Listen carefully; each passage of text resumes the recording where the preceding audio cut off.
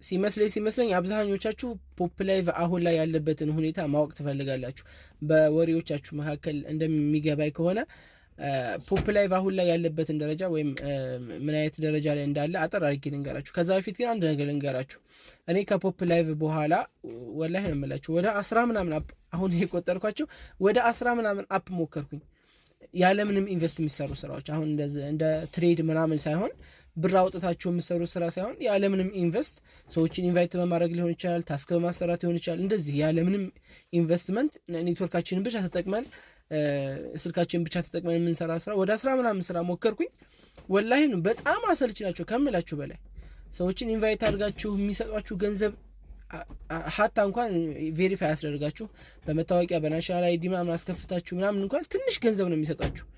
ፖፕ ላይቭ ላይ እኮ ያው ማሞገስ ምናምን አይደለም፣ ግን ፖፕ ላይቭ ላይ እኮ እንደ ቀልድ የሆነ ሰው አስገብታችሁ የሆነ ነገር ሰርቶ እናንተ $3 $4 እንደ ቀልድ ነው የምታገኙት። እስከ $6 ዝም ብላችሁ እንደ ቀልድ ነው የምታገኙት እና ያለምንም ኢንቨስትመንት በቃ እኔ ደግሞ ፍላጎት ሁሉ ጊዜ ሰዎችን ያው ሰውም አሁን ላይ የሆነ ካፒታልም አለው ብዬ ስለማላምን ብዙ ጊዜ ፍላጎቴ ምንድነው ያለምንም ኢንቨስትመንት የሚሰራ ስራዎች ለሰዎች ሸር ማድረግ ነው ፍላጎቴና ብዙ አፖች ውስጥ ገባሁኝ። የለም በቃ የሚከፍሉት $0.001 ምናምን እንደዚህ እንደ ቀልድ እንደዚህ እንደ ፖፕ ላይ እንደዚህ ብቻ የለም። አሁን ላይ ወደ ሐሳቤ ልመለስና ፖፕ ላይቭ አሁን ላይ ያለበት ሁኔታ የሆነ ሰዓት ላይ ትዝ ካላችሁ የሆነች ልጅ ቁማር ተበላሁ 1 ሚሊዮን ብር ምናምን ብላ አስወራች በራሷ ጥፋት። ቁማር እንግዲህ የራሱ ጥፋት ነው እንጂ የሰውየው የድርጅቱ ጥፋት አይሆንም መቼም። ቁማር ተበላች፣ ከዛ በኋላ አስወራች ወሬ የሆነ ነገር ቫይራል ወጣ። ፖፕ ላይቭ ምናምን ተብሎ የሆነ ሰዓት ስሙ ገኖ ነበረ። ከዛ ያው አንዳንድ ጊዜ ውሸትም ቢሆን ኔጌቲቭ ሀሳብ ተጽዕኖ ይፈጥራል የሆነ ቦታ ላይ።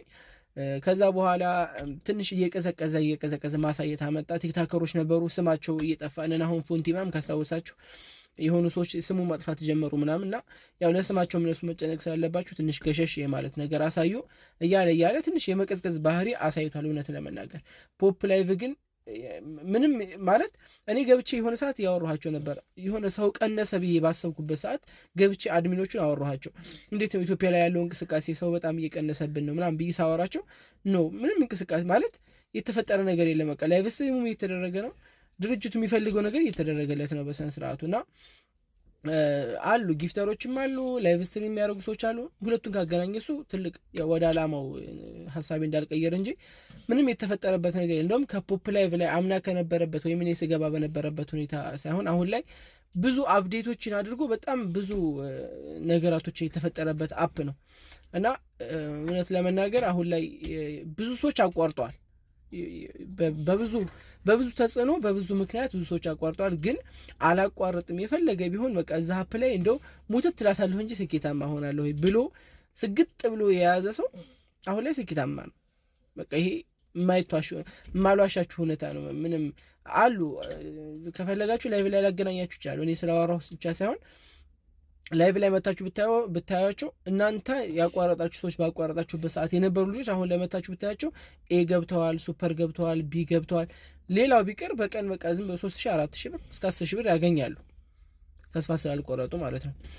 ያው የነበራቸው ልጆች ለምን አቋረጡ ካላችሁኝ አንደኛ የሚያዩት ነገር አለ፣ የኛም ብር ምናምን እኛ የምናገኘውን ብር ምናምን ያሉና ቶሎ ስኬታማ የመሆን ጉጉት አለ፣ ፍላጎት አለ። ያ ነገር ግንፍል ብሎ ስለወጣ ይሄ ትግስታቸውን እንትን አላቸው ተፈታተናቸውና ያ ነገር ቶሎ ስኬታማ ስላልሆኑ በዛ ነገር አማካኝነት አቋርጠዋል። አብዛኞቹ ግን ትግስት አድርገው የሚያገኙትን ልጆች ከቲክታክም ከኮሜንትም ከዛም እየሰበሰቡ በደንብ እያስረዱ ፋሚሊ ፈጥረው ፖፕ ላይ ምናምን የሚሰሩ ልጆች ግን አሁን ላይ ስኬታማ ናቸው እውነት ለመናገር።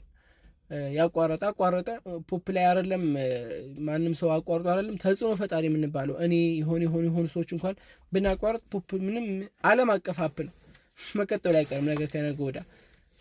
እናንተ ስላቋረጣችሁ ፖፕ ላይቭ ያቋረጥና የሚመስላችሁ ሰዎች ተሳስታችኋል ማለት ነው። ለማንኛውም ያልጀመራችሁ ካላችሁ ጀምሩ። ወላሂ ነው የምላችሁ ያለምንም ኢንቨስትመንት ካፒታል ያለው ሰው ፖፕ ላይ ባይጀምርም ኖርማል፣ ሌላ ስራ ብዙ ስራዎች የሚሰሩ ስራ ይኖራሉ። ካፒታል የሌለው ሰው ግን እንደ ፖፕ የሚሆን አፕ አለ ብዬ አላምንም። ዶላር እንደ ቀል የሚሰራበት ቦታ ነው። ያልጀመራችሁ ካላችሁ አሁንም ባዩ ላይ ስልክ ካለ በቴሌግራም ቶሎ መጀመር ትችላላችሁ። ቴንክ ዩ